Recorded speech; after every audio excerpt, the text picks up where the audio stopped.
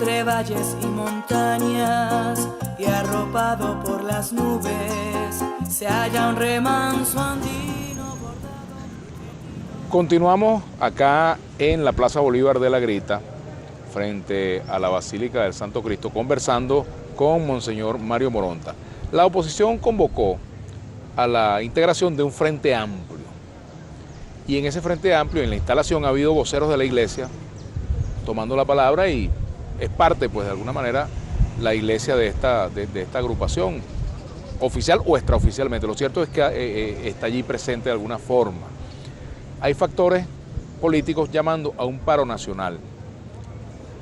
¿Es adecuado el rol que asume la iglesia en esta coyuntura desde el punto de vista político? ¿Debe estar asociada a otros factores o debe hablar por su propia cuenta sin mezclarse políticamente? Yo antes de contestarte la pregunta te voy a decir que a ese Frente Amplio le falta mucha gente. Seguimos con el mismo problema del puntofijismo. Pacto de élites.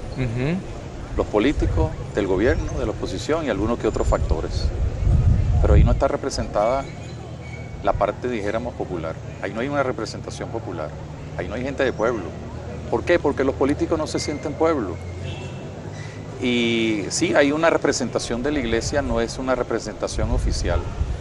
Pero yo siempre he dicho, y en la conferencia episcopal lo he indicado, de que necesitamos algo que en los años 80 y pico, 90, hubo mucho, que fue el diálogo con representantes de sectores. Puente, decía usted. ¿Cómo? Los puentes. Los puentes para escucharnos mutuamente, porque tenemos que aprender y enseñar a la vez.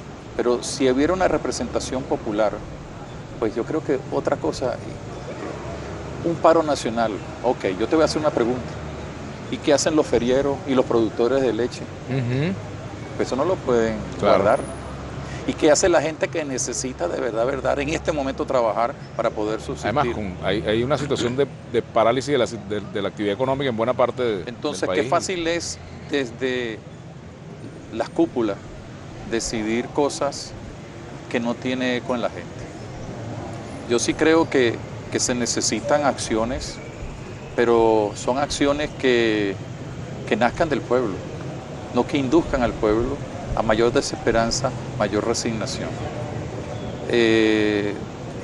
Todos bien lo sabemos porque ya tuvimos la experiencia de un 27 de febrero y de otras expresiones también en el pasado, de que cuando se toman estas decisiones populares, el que sale perdiendo es el pueblo, porque es el único que van a reprimir.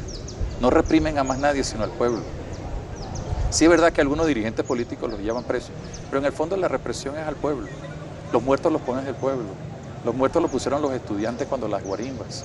Los muertos los pusieron muchos jóvenes. Pero ¿dónde están los dirigentes? Ninguno de ellos murió.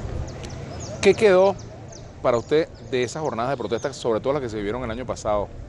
Una gran... Y estamos viendo una situación parecida en Nicaragua, bueno, sí. Cada quien con sus opiniones, pero... Y Nicaragua es Nicaragua. Sí, Venezuela es Venezuela, tal cual.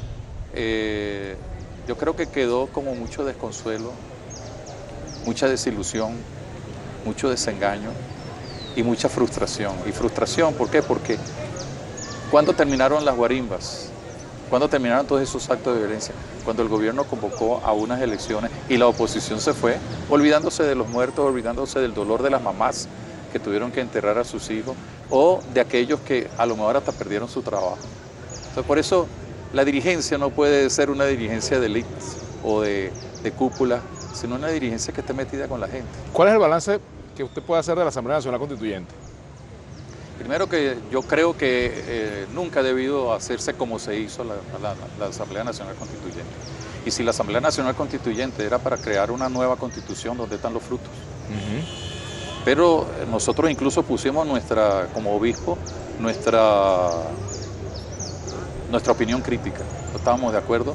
¿Por qué? Porque la forma en que se convocó no era la más correcta. Y a la hora de la verdad, aunque digan que se consulta al pueblo, no se está consultando al pueblo. Y el verdadero sujeto, vuelvo a insistir, tiene que ser el pueblo. Hay muchos sectores que temen que se esté alentando el discurso antipolítico, porque eso ha derivado en otros países hacia cosas peores que las que podemos estar viviendo. Bueno, pero ahí es donde falta la inteligencia y la estrategia de los políticos, tanto del gobierno como de la oposición. Ajá. Si yo soy un buen político, y después te voy a hacer una comparación con la iglesia, si yo soy un buen político, yo incluso me meto dentro de la gente para promover allí toda una fuerza política. Si yo como obispo, a mi sacerdote de la diócesis, si yo como obispo no visitara las parroquias, si yo como obispo no estuviera pendiente, dijéramos, de las comunidades, nosotros no tuviéramos un plan de pastoral como el que tenemos en este momento, no estuviéramos desarrollando las comunidades eclesiales de base y no estuviéramos desarrollando el protagonismo de los laicos. El líder genera liderazgo, el líder verdadero genera liderazgo, y el liderazgo es cuando todo el mundo va camino en un proyecto con autocrítica, con cambios necesarios, con correcciones, con proyecciones. Pero también el líder, si es verdaderamente líder, sabe que no necesariamente tiene que llegar a Miraflores o a la dirección, sino que es el fermento, es el que tiene que estar allí. Yo creo que es una de las cosas que le falta a nuestros políticos. Y por eso el discurso antipolítico. El discurso antipolítico es porque hay un cansancio y porque hay una decepción de muchos de los dirigentes políticos, cosa que no sucede quizás tanto a los niveles regionales, pero los niveles regionales responden a situaciones muy concretas, pero a nivel nacional creo que nos hace falta mucho eso. La Fuerza Armada Nacional, el rol de la Fuerza Armada en esta etapa. Yo creo que la Fuerza Armada Nacional tiene que ser lo que dice la misma Constitución. ¿Qué ha sido? Tiene que ser estar al lado del pueblo y no de una parcialidad política. La Fuerza Armada tiene que estar al lado del todo el pueblo, de toda la Constitución, no de una parcialidad política. Y a la vez tiene que ser la gran defensora de las leyes. Yo creo que les hace falta mucho todavía caminar en ese sentido.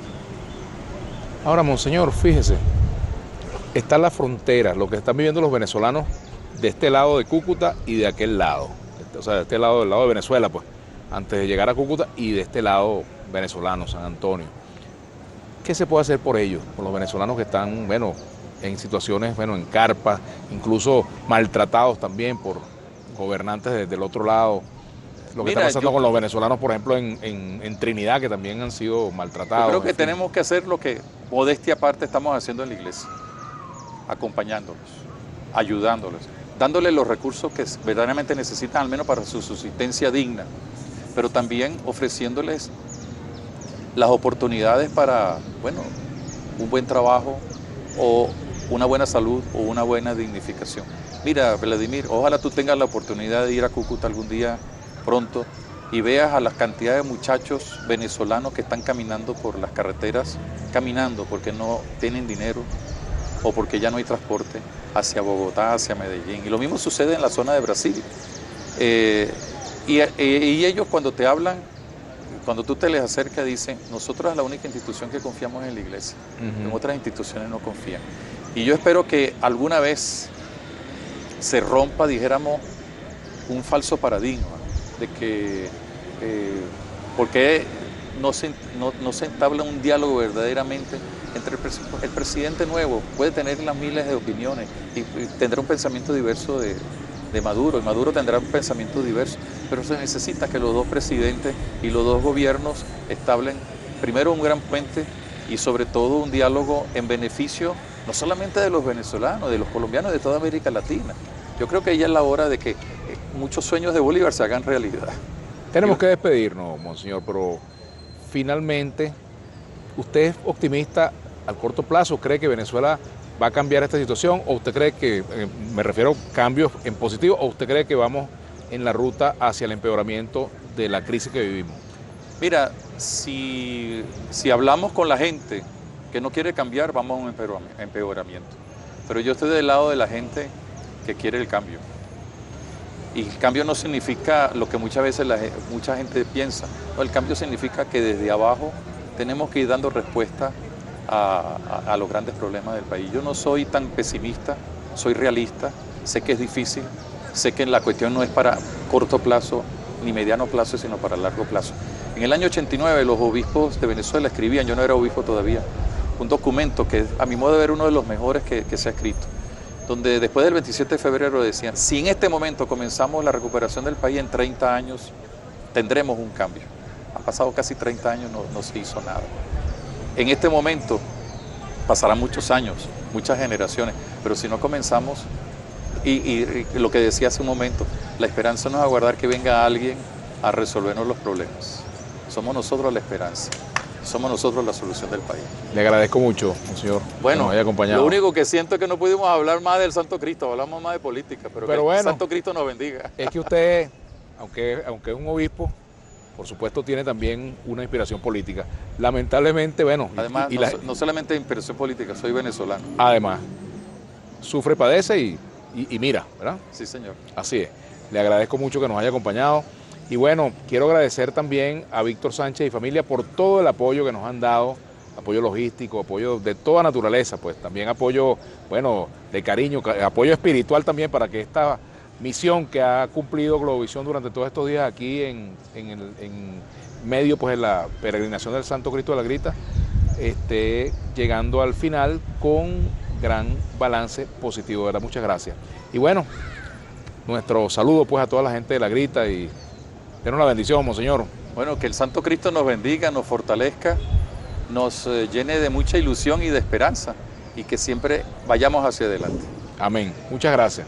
Será entonces hasta la próxima. Sigan en compañía de Brújula Internacional y Julio César Pineda.